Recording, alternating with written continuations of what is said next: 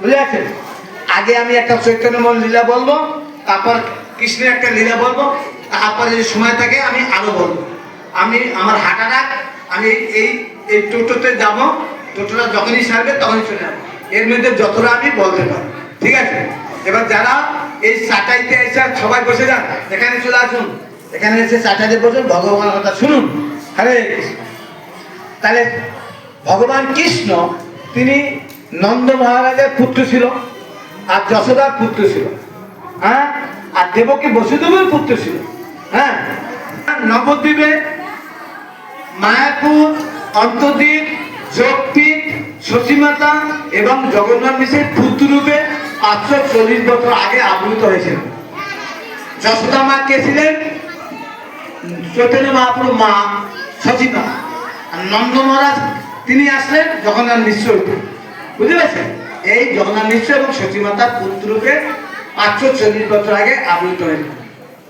তো তিনি যেহেতু নিম গাছের নিচে জন্ম হয়েছিল, সুতিকা গৃহ, হ্যাঁ, তাই নাম রাখলেন নিমাই। নিমাই নামের আরো ব্যাখ্যা আছে, বুঝলেন? আমি বেশি ব্যাখ্যা করবো না, সময় খুবই কম। তো চৈতন্য মহাপ্রভু এই নবদ্বীপে এই ধরাধামে তিনি 48 বছর ছিলেন। 48 বছর, 48 বছরের মধ্যে তিনি 24 বছর বয়সে সন্ন্যাস নিলেন। হ্যাঁ, 24 বছর বয়সে 24 বছর বয়সে সন্ন্যাস নিলেন। আর 18 বছর তিনি পুরীতে ছিলেন। আর 6 বছর তিনি সারা ভারতবর্ষ তীর্থ ভ্রমণ করে পশু পাখি কীট পতঙ্গ থেকে শুরু করে মানুষকে তিনি হরির নামের দ্বারা প্লাবন করে দিলেন, উদ্ধার করলেন। পাপি তাপি যত ছিল হরির নামে উদ্ধার হইল, তার সাথে জগাই মাদায়।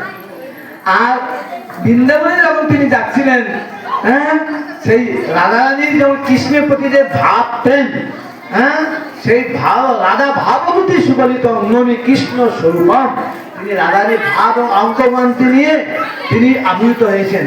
তাই চৈতন্য মহাপ্রভু গার রং কি সোনার মতো, রাধারানীর গার রঙ সোনার মতো, বুঝেছেন? তো চৈতন্য মহাপ্রভু যখন যাচ্ছিলেন, ওই ঝাড়িখণ্ড গ্রাম আপনারা জানেন, এখন ঝাড়খণ্ড যে ওটা শতে শতে মাইল সব জঙ্গল, সেই জঙ্গলে বাঘ থাকে, হরিণ থাকে, হাতি থাকে, হিংস্র প্রাণী থাকে।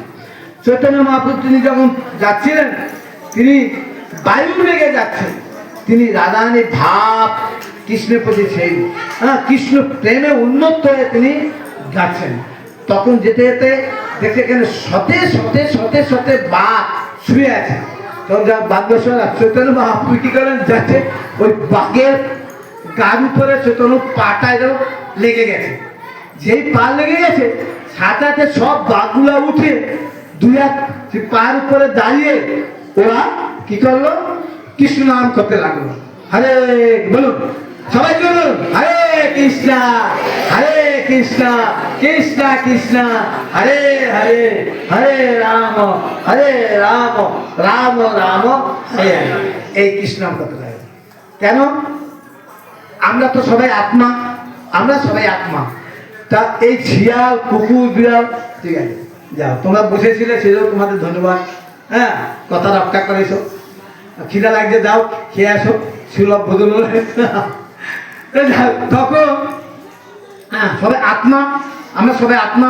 একটা কুকুরের ভিতরে যে একটা আত্মা, একটা হাতির মধ্যে যে আত্মা, একটা পিঁপড়ের ভিতরে যে একই আত্মা, একটা মাঝে একই আত্মা। তো ওই যে বাঘের ভিতর আত্মা, সিংহের মধ্যে আত্মা, একই আত্মা। ওই বাহ্যিক যে আবরণ, এটা পোশাক, তাই তারা যে বাহ্যিক যে আত্মা বুদ্ধি তাকে দূর হয়ে গেল। ভগবান কৃষ্ণের তার স্পর্শতে, তার দিব্য দৃষ্টিতে ওই বাঘের সব, হ্যাঁ, আত্মা বুদ্ধি দূর হয়ে গেল। তখন তাদের কি হলো, আত্মস্বরূপ অধিষ্ঠিত হয়ে গেল। তখন তারা যে কৃষ্ণের নিত্য দাস, এই যে তাদের জ্ঞান, তাদের কি আছে, জাগৃত হয়, বুঝেছে? তখন ওই বাঘগুলি হরিণের সাথে কোলাকুলি দিচ্ছে, যে হরিণ দেখলি কামড় দিয়ে খেয়ে ফেলবে, তখন খাচ্ছে না, তাকে কোলাকুলি দিয়ে এই কৃষ্ণ নাম করছে, বুঝলেন? চৈতন্য মহাপ্রভু যখন যাচ্ছে, দেখেন জলাশয়, জল, তো হাতি, সাথে সাথে হাতি জল পান করছে সুদ দিয়ে। চৈতন্য মহাপ্রভু কি আছে এই হাত দিয়ে জল ছিটাই দিচ্ছে, যে ছিটাই দিচ্ছে হাতিগুলি সাথে সাথে দুই পায়ে দাঁড়িয়ে চমটক, তখন তারা জোরে হরে কৃষ্ণ কৃষ্ণ কৃষ্ণ হরে হরে হরে রাম রাম রাম হরে। তারা এই হাতিগুলো কীর্তন করছে। তাই দেখুন চৈতন্য মহাপ্রভু তিনি কে? শ্রীকৃষ্ণ চৈতন্য রাধা কৃষ্ণ নাই জন্য সে রাধা কৃষ্ণ একসাথে চৈতন্য মহাপ্রভু অবতীর্ণ হলেন। তাই কেন ছিলেন তিনি অবতীর্ণ হয়ে এসেছেন? কেন? গোলকের প্রেমদান হরিনাম সঙ্গীতন, গোলক বৃন্দাবন থেকে তিনি হরিনাম নিয়ে আসলেন। কি হরিনাম? এই 16 নাম 32, হরে কৃষ্ণ কৃষ্ণ কৃষ্ণ হরে হরে হরে রাম রাম। এই নাম আর ভগবান অভিন্ন, যেই নাম সেই কৃষ্ণ। ভজন নিষ্ঠা করি নামের ভিতরে আছে আপন সৃজনী, নাম নামকারী বহুদানিত ছবি, নামের মধ্যে ভগবান সব শক্তি দিয়েছে। তাই এই কলিযুগে উদ্ধারের পথ কি? শান্তির পথ কি? হরে কৃষ্ণ কৃষ্ণ কৃষ্ণ হরে হরে হরে রাম রাম। আপনারা হাঁটার সময় মুখে কৃষ্ণ নাম করবেন, হাতে কাজ করবেন, হাঁটতে বইতে খাইতে শুইতে শয়নে স্বপ্নে জাগরণে সবটাই এই কৃষ্ণ নাম করবেন। বুঝা গেল? হ্যাঁ। আর গীতা ভাগবত অধ্যয়ন করবেন। যার গীতা নাই তিনি আমাদের বুক স্টোর থেকে ভগবত গীতা যথাযথ নিয়ে নেবেন, তাহলে ভগবান সম্বন্ধে জানতে পারবেন। তো সেই চৈতন্য মহাপ্রভু তিনি যখন মহাপ্রভু তো অনন্ত লীলা, গৌরাঙ্গের মধুর লীলা, যার কর্ণে প্রবেশ লীলা, হরে গৌরাঙ্গের মধুর লীলা, যার কর্ণে প্রবেশ লীলা হৃদয় নির্মলতা। চৈতন্য লীলা যদি লীলা শ্রবণ করুন হৃদয় নির্মল হয়ে যাবে। বুঝেছেন? যদি গৌর না হতো তবে কি হইত? কেমনে ধরিতাম রে রাধার মহিমা প্রেম রস সীমা, জগতে জানা তো কে? যে চৈতন্য মহাপ্রভু না আসতেন রাধারানীর মহিমা আমরা জানতে পারতাম না। হ্যাঁ। তো চৈতন্য মহাপ্রভু কি করলেন? তিনি এই মায়াপুর ধামে আবৃত হলেন। একদিন কি হচ্ছে, সাধারণত ওই ব্রাহ্মণ কি করছে? বাল গোপালকে নিয়ে গেছে। এই বাল আর কি করছে? তিনি শালগ্রামকে নিয়ে আসেন। হ্যাঁ। তো এরকম এখন ঘুরতে ঘুরলে গিয়ে কোনোদিন খাওয়া জুটে, কোনোদিন খাওয়া জুটে না। যদি কোনোদিন খাওয়া না জুটে ফলমূল এই বাল গোপালকে ভোগ নিবেদন করে সেই বাল গোপাল প্রসাদ খায়। তো এরকম ঘুরতে ঘুরতে একদিন নবদ্বীপে আসলো, নবদ্বীপে মায়াপুরে আসলো। মায়াপুরে কি কোথায় আসলো? এই জগন্নাথ মিশ্রের বাড়িতে আসলো, চৈতন্য মহাপ্রভুর বাড়িতে। নিমাই বাল গোপালের ভোগ লাগিয়ে সেই প্রসাদ তিনি পায়। তা এখন জগন্নাথ মিশ্র বললেন যে ঠিক আছে আপনি রান্না করুন আর বাল গোপালকে ভোগ নিবেদন করুন, সে প্রসাদ পান। তখন রান্নার সমস্ত সামগ্রী সব জগন্নাথ মিশ্র দিলেন। তো রান্না করে তখন ওই ব্রাহ্মণ কি করছে? আর ঘরের দরজা বন্ধ করে, ভিতর থেকে বন্ধ করে, আর তিনি চোখ বন্ধ করে মুঠো দিয়ে ভোগ লাগাচ্ছে। হ্যাঁ। তোর মধ্যে ভোগ লাগাচ্ছে। এখন ওই নিমাই কত ছোট শিশু, নিমাই কত 1 বছর বয়স, ছোট 1-1.5 বছর এরকম।